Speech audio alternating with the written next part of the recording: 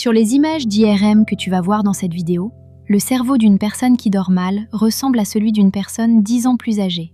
Perte de matière grise, accumulation anormale de protéines, atrophie de zones clés.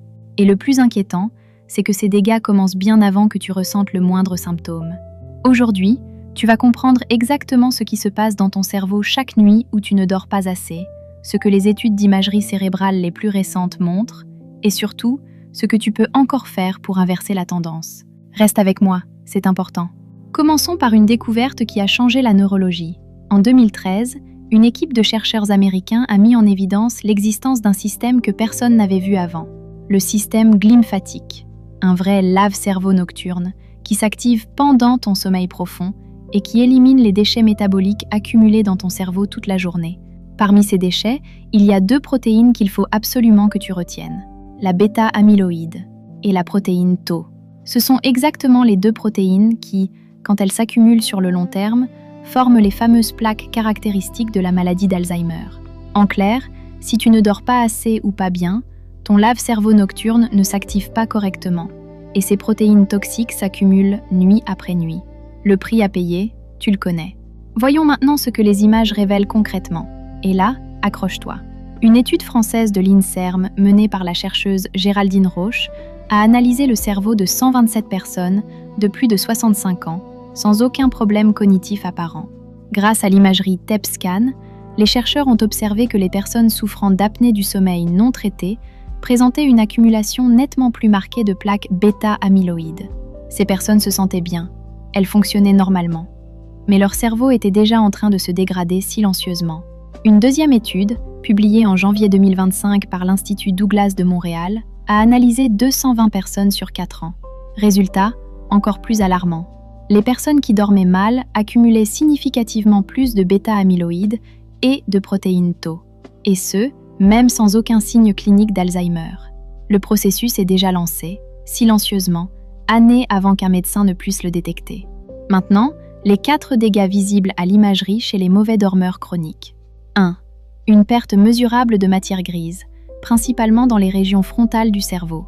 Ces zones contrôlent ta concentration, ton attention, ta prise de décision et ta régulation émotionnelle.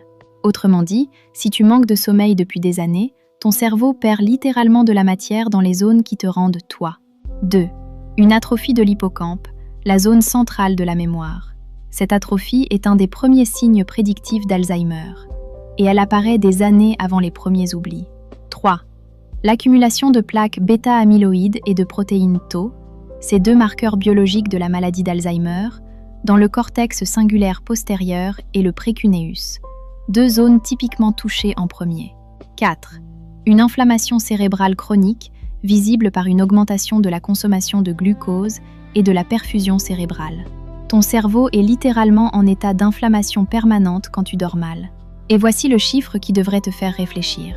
Selon plusieurs méta-analyses récentes, dormir moins de 6 heures par nuit de manière chronique multiplie ton risque de développer la maladie d'Alzheimer par 2 à 4, selon les études. Multiplié par 4, c'est colossal. Maintenant, la bonne nouvelle, la très bonne nouvelle même. Ces dégâts sont partiellement réversibles si tu agis à temps.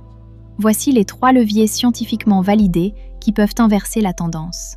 Premier levier, dormir au moins 7 heures par nuit sur une base régulière. Pas 8 heures un jour et 5 heures le lendemain. Régulier. Ton système glymphatique a besoin de ce temps minimum pour faire son travail de nettoyage. Deuxième levier. Faire dépister l'apnée du sommeil si tu ronfles fort, si tu te réveilles fatigué malgré des nuits complètes, ou si ton conjoint remarque des pauses respiratoires. En France, on estime qu'1 million de personnes souffrent d'apnée du sommeil sans le savoir. Une simple polygraphie ventilatoire nocturne permet de le détecter. Troisième levier, optimiser la qualité de ton sommeil profond, la phase où le système glymphatique est le plus actif.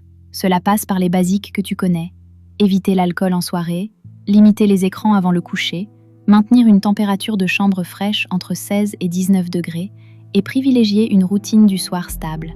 Un dernier point important, cette vidéo n'est pas là pour te faire peur inutilement. Elle est là pour te dire que ton sommeil, ce n'est pas un luxe ou un confort. C'est la maintenance essentielle de ton cerveau, et chaque nuit compte. Si tu veux aller plus loin, j'ai fait plusieurs vidéos décryptage sur les 4 phases du sommeil, sur l'impact de l'alcool sur ton sommeil et sur les compléments qui peuvent réellement aider à améliorer ta qualité de sommeil. Tout est en description. Toi, tu dors combien d'heures en moyenne actuellement? Et cette vidéo te fait-elle réévaluer tes priorités? Dis-le en commentaire, ça m'intéresse vraiment. À très vite sur Hypno & Co.